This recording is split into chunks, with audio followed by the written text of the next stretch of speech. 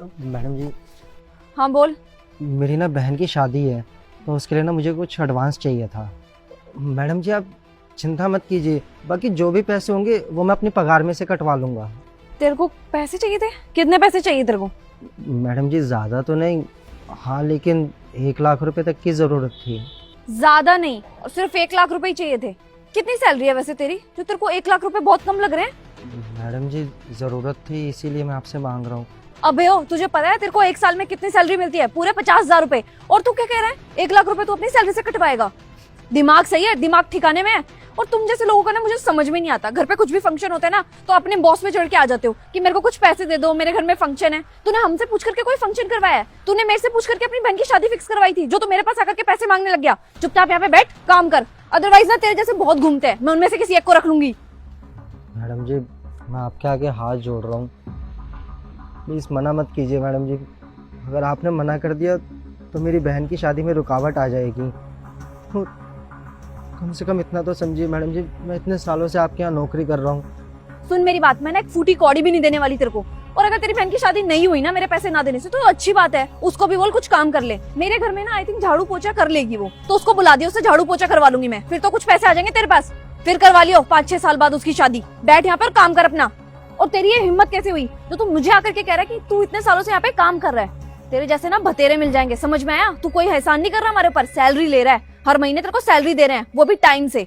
तो यहाँ पे ये काउंट मत करवा कि तुम्हारे ऊपर एहसान कर रहा है।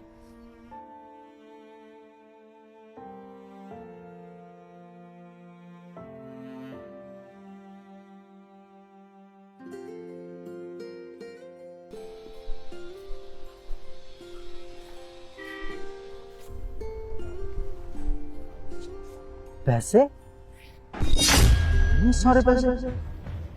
ये कौन यहाँ पे रख के चले गया पैसे? ठीक है, बहन की शादी के पैसे। लेकिन ये इतने सारे पैसे यहाँ पे कौन रख के गया? अरे भैया, ये इतने सारे पैसे आपके हैं ये? नहीं भाई, मेरे नहीं है। तो फिर ये इतने सारे पैसे यहाँ पे रख के कौन गया है? अरे भाई, ये पैसे तुम्हारे हैं? नहीं नहीं भाई, मेरे नहीं है। तो फिर ये पैसे इसके भी नहीं है, तो भला इतने सारे पैसे यहाँ पे कौन छोड़ेगा? साहब, ये पैसे आपके हैं? यहाँ पर रखे हुए थे? हाँ, ये पैसे मेरे ही हैं। ये मेरी बहन की शादी के पैसे हैं। साहब, आपकी बहन की शादी के पैसे आपने यहाँ पे क्यों रखे थे? क्योंकि एक भाई को ज़रूरत थी ना उसकी बहन की शादी के लिए, इसीलिए। क्या मतलब? साहब, मैं कुछ समझा नहीं।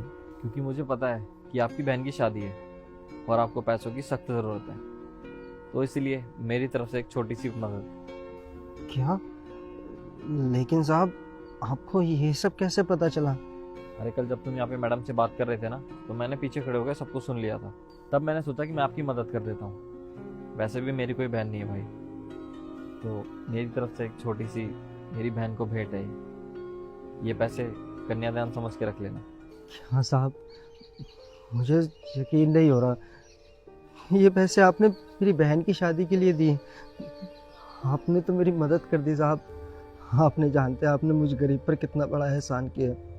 यह एहसान तो मैं पूरी ज़िंदगी भी नहीं आपका उतार पाऊंगा। साहब, आप चिंता मत कीजिए, आपकी ना एक एक पाई वापस कर दूंगा। और आप ना मेरी पगार में से भी पैसे काट लिया करना साहब। अरे हाथ जोड़ने की कोई ज़रूरत नहीं है, और भी कोई ज़रूरत पड़े तो मेरे को ज़रूर बताना। और हाँ, ये पैसे लौटाने की कोई ज़रूरत नहीं है, तुम रखो। बहुत बहुत धन्यवाद साहब, आपका उपकार मैं ज़िंदगी भर नहीं भूलूंगा। ठीक है, मैं चलता हूँ।